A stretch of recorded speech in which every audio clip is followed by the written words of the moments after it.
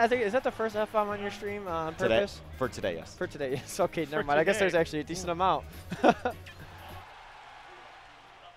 Okay. This is what? What did he say? I think he said it was double blind. Okay. Which makes sense. Yeah. Both of these players have a number of characters, Daybreak and Linus. Especially Linus. Yeah, and we ended up in one of the more favorable for Charizard. This don't get me wrong, I do think Cloud wins this matchup. Yes. You'll hear a lot of people kind of jump on the like, oh, Charizard beats Cloud bandwagon, but Charizard does do better against Cloud than a lot of top tiers. It's not terribly poor, and if Cloud gets in a state where like he has to recover without his up B, it is very hard for him to make it back. So for that reason, right there. Yep, Charizard is very good at taking advantage of Cloud's weaknesses. Of course. The down air though. Yep. Didn't actually go for the limit cross slash like a lot of players would have. He did have to use limit to get that dare off, but ultimately I think that was actually a stronger option. That's a pretty good trade, honestly. Yep. And the dare definitely going to take the stock in that position where Charizard's a little heavier, man. You just never know sometimes. And the cross slash beating out the up B from the Charizard. And now, yeah, Daybreak kind of had him in a good spot, up in the air, stuck above him, and Daybreak not going to make it back, smiling about it. Both of them smiling about how he just completely whiffed the edge. And now this is where it gets difficult. Oh, the platform kind of helping out Daybreak there. So basically, traded socks, even game now. Losers round 6, top 8. So many people showing up today. Both those spot dodges were so like well timed. Ooh. Sweet spot back air. Yeah, this is a real bad situation. For I thought that was a forward smash at first. I was like, what? Trying to two-frame with that down smash definitely does it. As well as if Cloud, if you don't put it perfectly, you don't always grab the ledge, you go a little past it, so. Right. Now Linus trying to use his jumps to his advantage there by approaching with 3 jumps, but Daybreak's like, you have no jumps, man. You don't want to air dodge, you're going to land in my cross slash. Yeah, I think he was using those jumps, kind of hoping that Daybreak would get impatient and burn his limit. But he definitely did not. No. And Linus kind of found him, it kind of backfired on him because he found himself in a situation where, well, I have no jumps. Charizard's aerial mobility is not too great, so I'm going to try to land with an attack, and it just wasn't enough. That was such a good down air. Oh, yeah. Waiting, using the rising down air to his advantage, understanding I have limit, so I can make it back with my up B. No big deal. Possible switch from Daybreak. Yeah, like we said, that was the double blind pick, yep. So you know, maybe not be Daybreak's favorite matchup, and we could see Fox. I know Fox.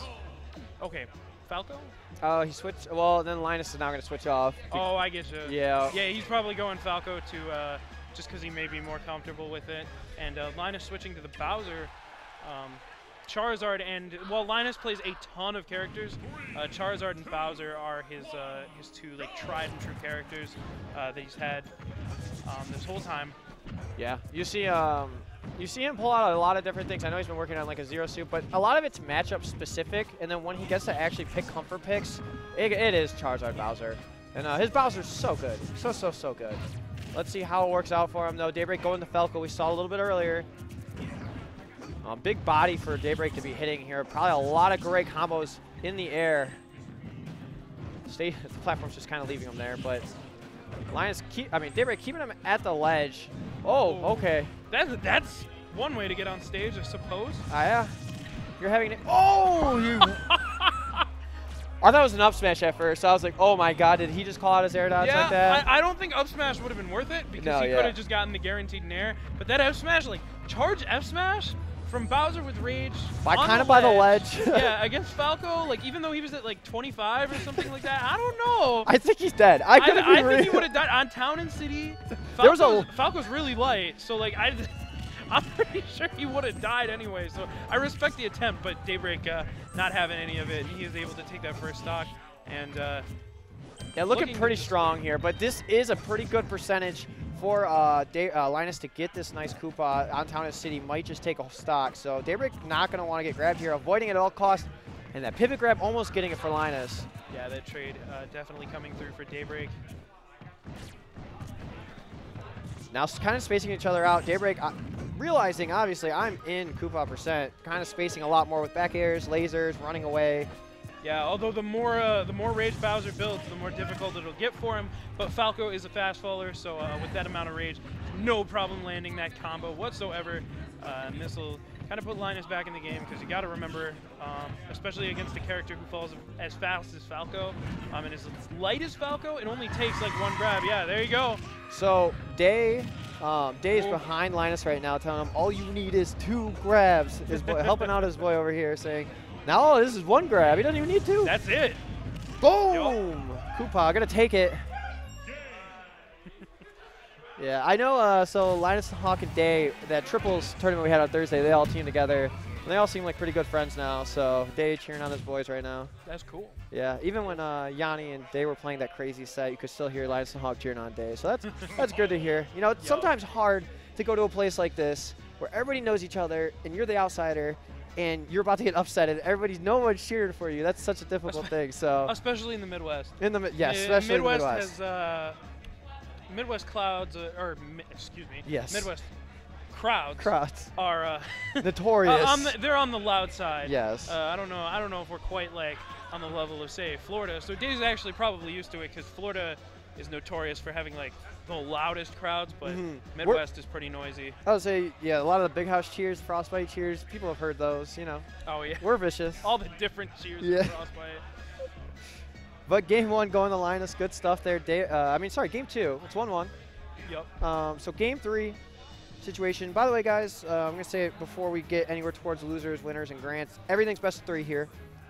We are on a kind of a time constraint. We had a lot of entrants today, so I don't think we're having any best of 5s. So, and this is losers. So this is a loser. Whoever loses this game is actually out of the tournament and counter-picking each other really hard. Looks like we are going to have Bowser Falco, Cloud, Bowser. Cloud. Okay. Well, obviously, Linus having to put in his pick first, and Daybreak allowed to counter pick. So here we go. Lilat, good stage for Cloud here. Those platforms really nice for him. The up tilt though from Bowser looks a little scary on the stage as well. Yeah. But we're seeing a reason why the stage ain't bad right at the start. 2 up tilts up air for Daybreak. What good grab from Linus. Yeah, I'm really liking these pivot grabs. Yeah, the extension on the pivot grab for Bowser is so good. Yeah, especially when you're trying to catch a character like Cloud landing, because Cloud can be a little bit hard to catch his landings when he's threatening hitboxes because of how big his hitboxes are. But the range of pivot grab definitely assists in that. Wow! Saw him jump and he's like, well, my back air is pretty meaty and it does a lot of damage. Getting the kill there for Linus and only taking 100% now on a Bowser. Not too scary unless Daybreak has his limit. So yeah. Well, unless he hits like a pivot forward smash, which would be a big read. Yeah, back air off stage, something like that. Yeah, he did go for the forward smash there, as I say. Don't listen to my advice, guys. Okay, down smash does take it by the edge though. Shoutouts to Queso. He just rolled against the ledge and down smash. Oh. That's the second time he's opted for that. You know, it's kind of like a good get off me, and as well as being a projectile, if you kind of retreat, it still catches you. All right, Daybreak put himself back in the game very quickly now. Basically even though, you know, all Linus needs to do is get a few more damage. Yeah, like 2 more grabs, potentially even 1. Now, I'm not 100% sure if the up throw, up barrel connect right now, but ooh. Wow, that's going to be good damage right there, and a solid 20% added on. So now Daybreak at 88%. But limit, got to always be wary of that. I really like that grab. You knew Linus was about to land in shield. There was no way he was risking getting hit by that limit cross slash. Is this it? Oh, even with the tilt, trying to assist Daybreak there. Linus connecting. Yeah, Daybreak bet it all on that limit cross slash, and he did not hit it. Linus able to find his confirm instead, and he will take that in a very close but quick